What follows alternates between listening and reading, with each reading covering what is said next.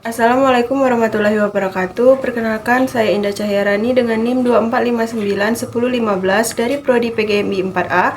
Di sini saya akan menampilkan video pembelajaran bahasa Indonesia dengan tema pengalaman yang berkesan dan subtema menulis pengalaman pribadi. Selamat menyaksikan.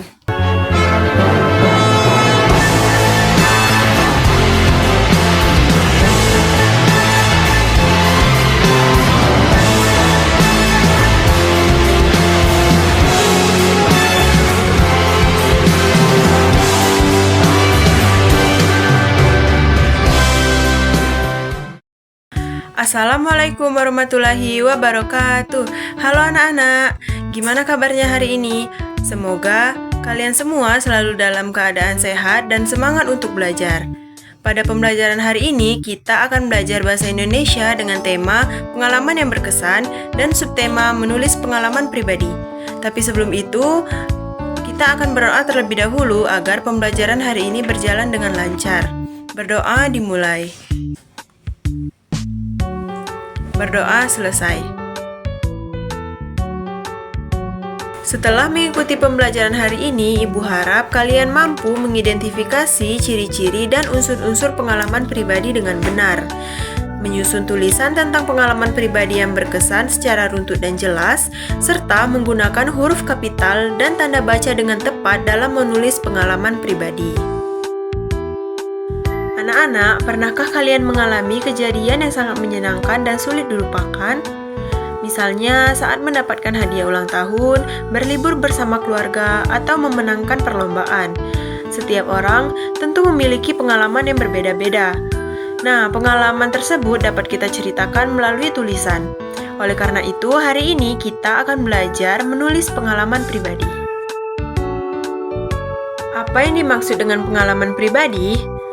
Pengalaman pribadi adalah peristiwa atau kejadian yang pernah dialami sendiri oleh seseorang dan dapat diceritakan kembali secara lisan maupun tulisan.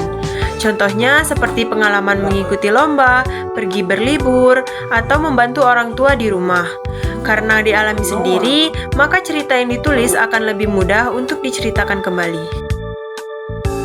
Pengalaman pribadi memiliki beberapa ciri-ciri, yaitu yang pertama, menceritakan kejadian yang dialami sendiri. Yang kedua, menggunakan kata ganti seperti aku atau saya. Yang ketiga, disusun berdasarkan urutan waktu kejadian. Dan yang terakhir, mengungkapkan perasaan atau kesan terhadap peristiwa tersebut. Jika tulisan kalian memiliki ciri-ciri tersebut, berarti kalian sudah menulis pengalaman pribadi dengan baik. Selanjutnya, unsur-unsur pengalaman pribadi. Dalam menulis pengalaman pribadi, ada beberapa unsur yang harus diperhatikan. Yang pertama, siapa yang mengalami kejadian tersebut. Yang kedua, kapan peristiwa itu terjadi. Yang ketiga, di mana kejadian tersebut berlangsung. Yang keempat, apa yang terjadi, yaitu urutan peristiwa dari awal hingga akhir. Dan yang kelima, bagaimana perasaan kalian setelah mengalami peristiwa tersebut.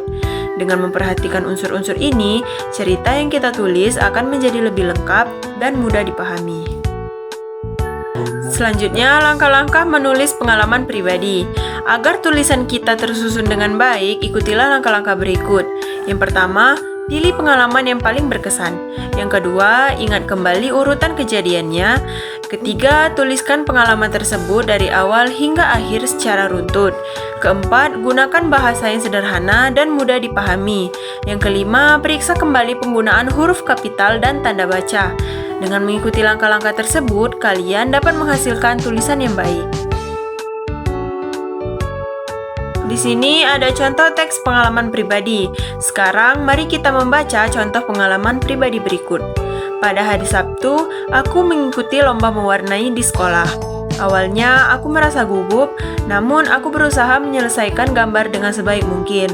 Setelah pengumuman pemenang, aku berhasil memperoleh juara 2. Aku merasa sangat senang dan bangga atas hasil usahaku.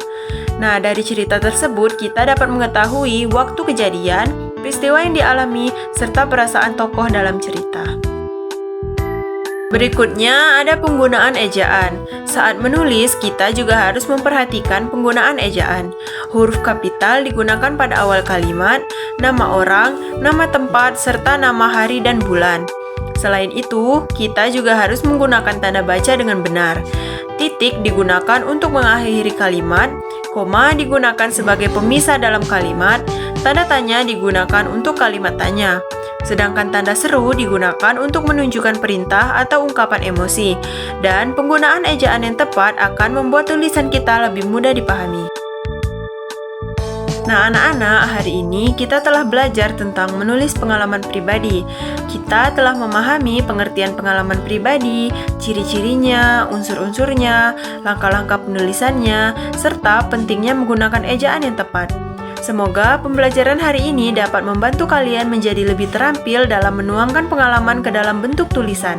Terima kasih atas perhatian dan semangat belajar kalian. Sampai jumpa pada pembelajaran berikutnya. Wassalamualaikum warahmatullahi wabarakatuh. Demikianlah tadi hasil praktek pembelajaran saya tentang mata pelajaran Bahasa Indonesia dengan tema pengalaman yang berkesan. Wassalamualaikum warahmatullahi wabarakatuh.